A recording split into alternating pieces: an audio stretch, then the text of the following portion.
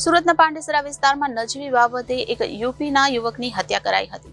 હત્યાનું કોઈ સ્પષ્ટ કારણ સામે આવ્યું નથી, પરંતુ મૃતકના પિતરાઈ ભાઈએ કહ્યું કે આ હત્યા નજીવી બાબતે કરવામાં આવી હતી. તેમજ હત્યારાઓ મૃતકને ગંભીર રીતે ઘાયલ કરી નાસી ગયા હતા. ત્યારબાદ યુવકને હોસ્પિટલ ખસેડાતા ફરજ પરના તબીબે તેને મૃત જાહેર કર્યો હતો.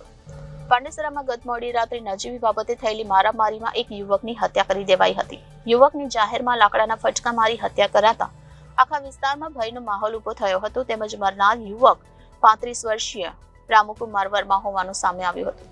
હાલ પોલીસ સમગ્ર મામલે તપાસ કરી રહી છે, પરંતુ હત્યા પાછળનું કોઈ સ્પષ્ટ કારણ સામે આવ્યું નથી. મૃતકના પિતરાઈ ભાઈ ચેતરામે કહ્યું કે રામકુમાર વર્મા મૂળ યુપીના રહેવાસી હતા, તેમજ પત્ની અને 8 વર્ષના પુત્ર સાથે સુરતમાં રહેતા હતા.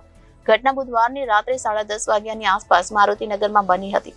કેટલાક અજાણ્યા ઈસમોએ રામુને નજીવી બાબતે જાહેરમાં લાકડાના ફટકા મારી ઘાયલ કરી દીધો હતો. ત્યારબાદ તેને સિવિલ લઈ જવામાં આવ્યો હતો, જ્યાં રામુને મૃત જાહેર કરાતા પોલીસે તપાસ હાથ ધરી હતી. સમગ્ર મામલે લોકોએ જણાવ્યું કે સામાન્ય ઝઘડો થતા હત્યા કરવામાં આવી હતી. ત્યારબાદ હત્યારા ભાગી ગયા હતા. તેમજ જાહેરમાં થયેલી હત્યા બાદ પાંડેસરા પોલીસે હત્યાનો ગુનો નોંધી વધુ તપાસ હાથ ધરી છે. Reporter Hitesh Prajapati, Janadesh news, Surat.